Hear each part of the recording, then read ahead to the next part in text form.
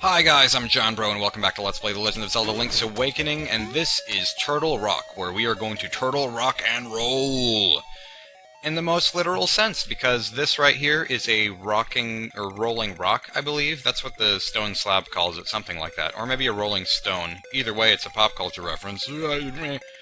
And you can move it around with the D-pad, which is really cool. Like, I didn't know that for the longest time. As a kid, I would never be able to pass this dungeon, but now that I know how to do it, it's rather easy.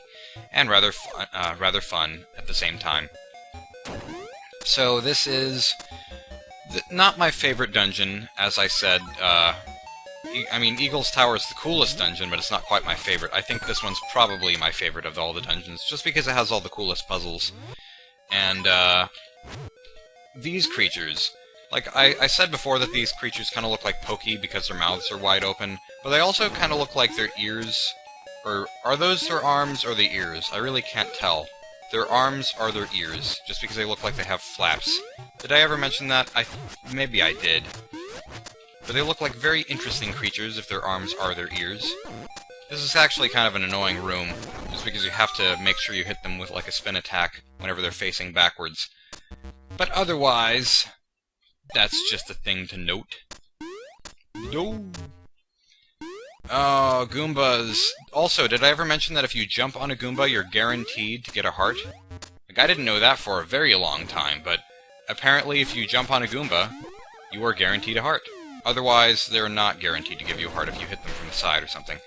So that's another thing that's really cool. If you are running low on hearts, or if you just want some, then that's the way to get hearts. And hello, virtual pet.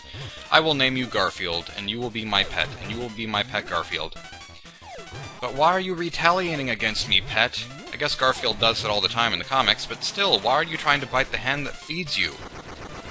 You should never trust a pet if it has a Tails doll antenna as a tail. Tails doll antenna as a tail, that's... an interesting tale right there, haha. He's not gonna eat lasagna today. He's gonna eat my sword. He's going to eat his words, that's what he's gonna do. Except he's already dead, so why am I still making jokes? Ugh. Too soon. We found the final fragment of the stone slab that we are ever going to see, ever. Thank goodness. Although in the bonus episode, which I've actually already recorded, there is something very similar to a fragment of a stone slab, but it's not a fragment of a stone slab, it's a stone beak. Whatever. That's just so... it's a beak. It's just a beak by itself. That's weird, no matter how you see it. Yeah, but in this room, you the stone slab actually hints to this as well. If you use the rolling stone rock block, that looks kind of like a computer ball mouse. You have to fill in all the spaces, and here's something that's really easy to miss, which took me a very long time to figure out whenever I was playing through this dungeon, but if you have the map, which I don't, it's pretty easy to figure out, I guess. You have this little wall switching thing here, and it switches some walls near the very end of the level, and so it actually doesn't serve any purpose at this point, because whenever we go to the end of the level, and actually switch the wall, we'll actually go outside in one point of the level, so the walls will reset themselves, so that's why there really doesn't, there's really no point in switching the wall now. I just had to show that off, that it exists. I think we've done basically everything we can do here. That's the map over there, in that treasure chest, if you're wondering. Not hard to get to, but I'm not going to get to it, because there's no point. And this dungeon's going to take take a long time to do as it is. I don't like this bat demon creature. There's no way to hit it whenever it's down here. Like, it's on top of me, I'm on top of it, we're not hitting each other. It's a very strange relationship. However, I did just hit it, so maybe I just ate my own words there. I ate my own words because they were in the form of alphabet soup. And speaking of soup, doesn't this lava not look like lava at all, because it's gray? Like, I think it either looks like chocolate. Like, if you were to assume that it was in color, then I think it either looks like chocolate, or because it's gray, it kind of looks like gravy. Just hot, bubbling, boiling gravy. Hey, another mini-boss that was totally not recycled from another dungeon. You should stop recycling, or actually, it's a good idea to recycle. Let's go green here. Because, well, this game is in black and white, so it should go green, you know? I've made so many grayscale jokes in this LP. But how can you not, if there's a color version of this game? There has to be jokes like this. You have 20 rupees. It's weird, though. Whenever you fill in this little puzzle here, whenever you do the puzzle where you have to fill in all the spaces, I would think that's a pretty clever puzzle warranting more than 20 rupees. But this chest right here that's totally out in the open, that takes no effort to get to, you get 50 rupees from it. So I guess you are likely to fall down a hole at least once getting to it, but I still think that the values should be switched around. Not like it's important. Hey, another Tails doll boss that we have not seen before. He kind of looks like the Blob from A Boy and His Blob if it, you know, gained a whole bunch of weight, which is saying something because it already kind of had a lot of weight gained on it. Except it kind of has a hunch. So if the Blob from A Boy and His Blob and the Tails doll and the Hunchback of Notre Dame Doom had a threesome and had a kid with a duckbill, then it would look just like that mini-boss. And that's the worst mental image that I have possibly ever come up with, so I should stop saying things like that ever again. This is another instance where I do not enjoy this Batman. This Batman is very irritating. He should go back to his Batcave, where we should go to his Batcave. I wish we could go to his Batcave so that we could fly around or drive around in his Batmobile and maybe just drive up the mountain with his Batmobile, and upon doing so, crack open the Windfish's egg, and then he would wake up with a startle, and there would be huge explosions everywhere, and everyone would die, and then we'd wake up from the dream, because that would be the best way to do it, and we would just wake up and the game would be over, and everyone would have a fun, happy time, because this game deserves to have more surreal things in it, because it is a dream, after all. The Windfish's dream, though. He can dream it however he wants to. Maybe it's a lucid dream, where he's actually deciding what goes on. So those multiple times that we died in, like, the second or third dungeon, those were all part of his plan. So we should all blame the Windfish for that stupidity. That was our death. Also, we can kill that little black hole thing, because we can kill black holes. We can destroy pieces of antimatter or whatever that are so dense that light cannot escape them. You know what else is so dense that light can't escape it? Link. Ho-ho! Oh. That's kind of sad. But yeah, another thing that I forgot to mention about the little black hole Cyclops eye things is that they will send you back to the very beginning of the level if you fall into them, because you can fall into them. They're not just solid enemies, they are actually pieces of antimatter, I guess, that you can somehow kill. So that could be a good thing or a bad thing, I guess. However you want to look at it. If you want to go to the very beginning of the level really quickly, then I guess it's a good thing, but otherwise, it's kind of inconvenient. You could just as easily use the Mambo's Banana Song, to do that. Wait, I don't even need to fight the Bat Demon creature this time. Yes, Bat Demon creature who needs to go back to the underworld from whence he came. This room kind of reminds me of one of those Super Mario Galaxy rooms where you know, you have to, or like one of those galaxies where you have to break open all of the blocks with, or no, the pieces of trash with all the bob-ombs in the most efficient way possible. Except much less annoying because you don't actually have to do that. I'm just going to show off what you see if you do that. If you do the do. And I'm not going to do this in the most efficient manner possible at all. I'm going to waste a lot of bombs here. But as you can see, the pattern on the floor is an arrow, and that indicates if we bomb this specific wall right here, you can go through it! Yay! And the world is saved! The end! But now all the blocks have respawned, so there's really no point. We're not going to go that way just yet, because there's a locked door, and we do have... No, we don't have any keys, just kidding.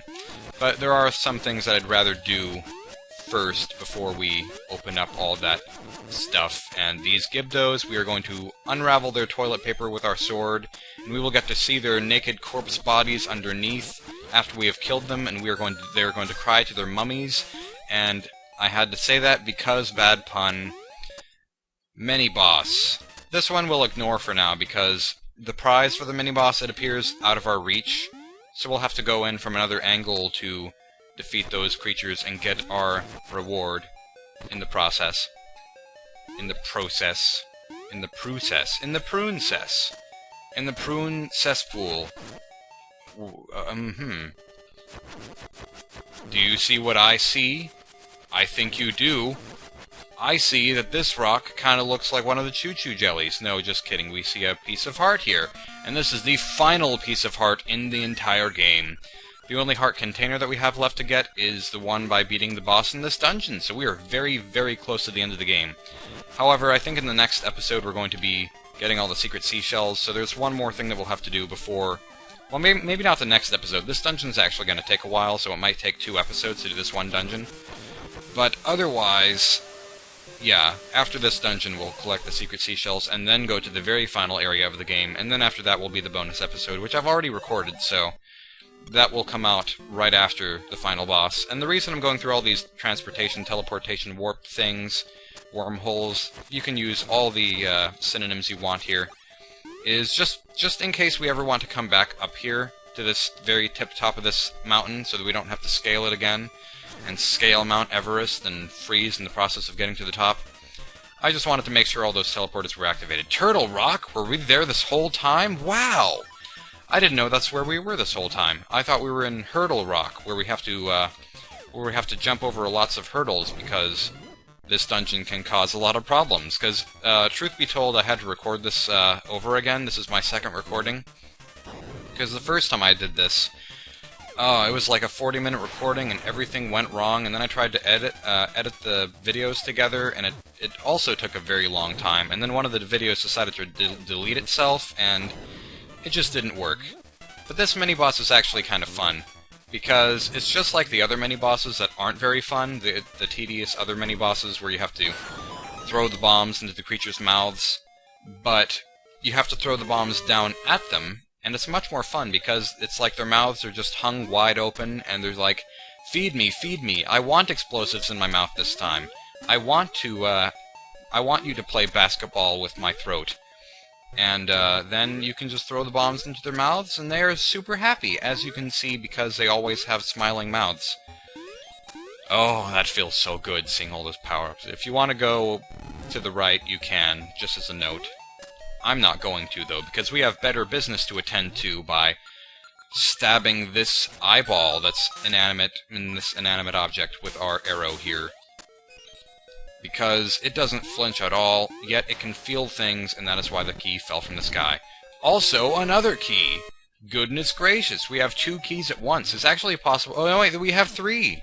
So it is... I was about to say it's possible to have 3 keys at once, and that's what I meant, apparently. I just didn't realize it. Just curious, can you... No, lag. Oh, excuse me, burp again. Why the burps? Why the inner mouth belches? That is not fun. I mean, it kind of is. It does feel nice, but I shouldn't... That shouldn't be part of my commentary. It's just... It's involuntary, so I'm sorry. If you do not enjoy the burps, then it is not my fault. But yeah... You can have 3 keys at once, 3 skeleton key. Just like Ray Bradbury's story, his short story, I believe. We did get to see Ray Bradbury at Comic-Con, which is very interesting. Like, he's rather old now. I mean, yeah, he just is. But he had a very interesting... Have I mentioned this before? I don't remember. He had a very interesting thing to say the one time that I went to see him personally, whenever he, was speaking to his audience. He said, "Do what you love, and to heck with everything else." Except instead of love, or instead of heck, he said, well, something else, but still, he said something that is going to remain in my heart forever, as silly as that statement was, and it caused a lot of laughter. But it was interesting. Also, I did say that the rest of the lava in this specific level kind of looks like gravy, but this, I think, looks like really hot bubbling milk. Doesn't this just look like milk? This lava here? I think it looks like milk. Do you think it looks like milk? If you don't think it looks like milk, it totally looks like milk. So you'd better not fall in if you're lactose intolerant, or if you don't want to get boiled alive, either way. Have you ever tried warm milk? I've never tried warm milk. I've only tried cold milk. I've heard from people that it's good, but I don't know. That just doesn't seem like it would be good. Anyways, mini-boss. And the reason this mini-boss is so terrible, and it's the worst mini-boss ever, is because you have to hit it from the side, and it's kind of weird. The hitbox is kind of strange, and you can only hit it when... Oh, no! You can only hit it whenever one of its arms is out, and the real reason that it's so terrible is because it hits you back to the beginning of the level. Just like the black holes do. Yes, that boxer is a black hole. He's equally as dense as one, and it's super inconvenient, which is why I'm going to have to go all the way back to that mini-boss. So I will just see you whenever I get there. This rock has many cracks. You're about to have many cracks, game. Alright, you did knock me out one time, Mike Tyson, but can you do it again? I dare you to. Actually, I dare you not to. That would be a lot better for me. Come on. Are you gonna come at me, bro? Are you gonna come at me, Mike Tyson? Mike Tyson's Punch-Out?